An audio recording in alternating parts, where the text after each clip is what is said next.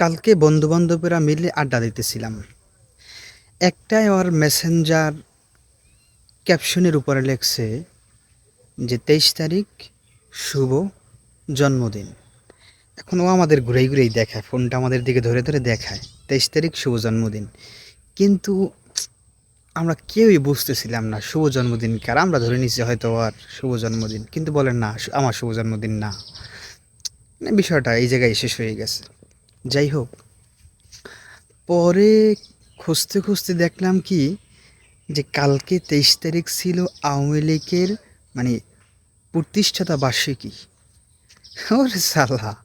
মানে ও যে দেখাইছে এই ২৩ তারিখ শুভ জন্মদিন, সেটা ছিল আওয়ামী লীগের প্রতিষ্ঠাতা বার্ষিকী। মানে এই ছিল ওর প্রেম। মানে নিজের জন্মদিনের কথা ও জানে না। কিন্তু আওয়ামী লীগের যে কালকে জন্মদিন সেটাও জানে। যাই হোক, বিষয়টা ওই জায়গায় আমাদের শেষ হয়ে গেছে। তারপর বুঝলাম যে সে কী দল প্রেমিক। এখন কথা হইলো ওইদিকে স্বরাষ্ট্রমন্ত্রীরে জিজ্ঞাসা করছে যে আওয়ামী লীগের কালকে প্রতিষ্ঠাতা মানে বার্ষিকী আপনি এটা কীভাবে দেখেন? সে বলে আওয়ামী লীগ বলতে তো কোনো দল নাই। আওয়ামী লীগ সেটা নিষিদ্ধ আওয়ামী লীগ। নিষিদ্ধ আওয়ামী লীগ আছে কিন্তু আওয়ামী লীগ বলতে দল নাই। ওইদিকে আওয়ামী লীগের ঠেকানোর জন্য আবার সেনাবাহিনী নামাই দিছে।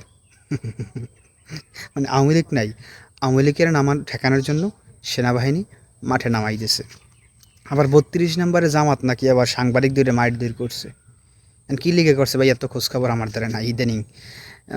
মানে সাংবাদিকরা কইতেছে যে জামাতের যত কার্যক্রম এটাও আমরা বয়কট করব। এই হইল অবস্থা দেশের।